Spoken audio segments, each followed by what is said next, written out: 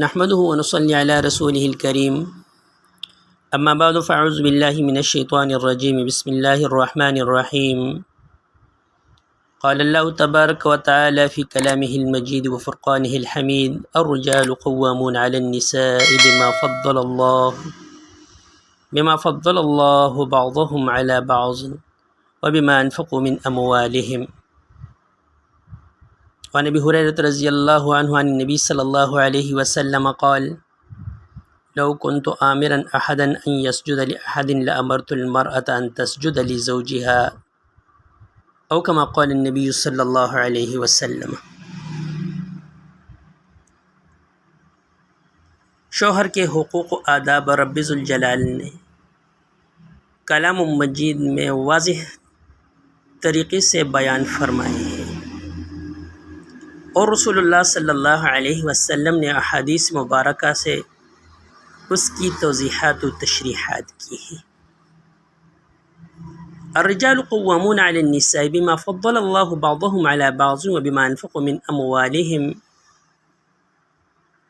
اس آیت مبارکہ کا ترجمہ یہ ہے کہ مرد حاکم ہیں عورتوں پر اس وجہ سے کہ اللہ تعالیٰ نے بعضوں کو بعضوں پر فضیلت دی ہے، اور اس سبب سے کہ مردوں نے اپنے مال خرچ کیے ہیں. بطور فائدہ علماء حضرات یہ بات سمجھتے ہیں بما فضل اللہ میں باسببیہ ہے، اور یہ مردوں کی عورتوں پر قوام یعنی غالب ہونے کی پہلی علت ہے. یعنی اللہ تعالیٰ نے مردوں کو فہم و فراست، علم و تدبر، قدرت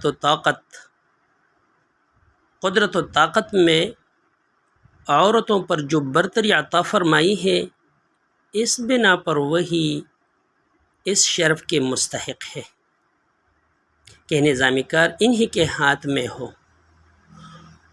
اور بما انفقوا میں باسببیہ ہے، اور یہ فوقیت کی دوسری علت ہے.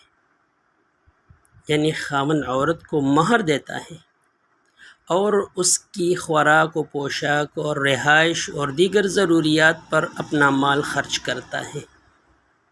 اس لیے لازم ہے کہ مرد کو عورت پر فضیلت حاصل ہو.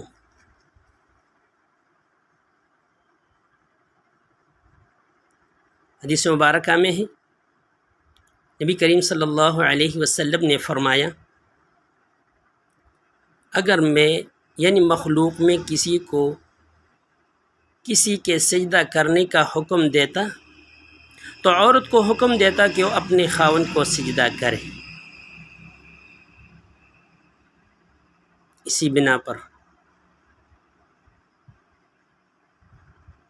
شوہر کا حق عورت پر بہت زیادہ ہے.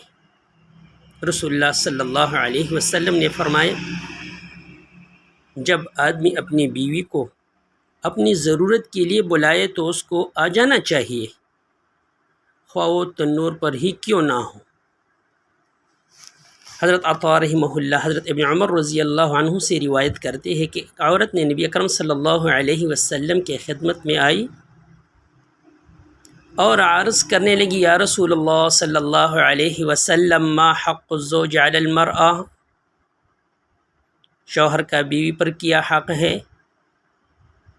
جواب میں رسول اللہ صلی اللہ علیہ وسلم نے فرمایا،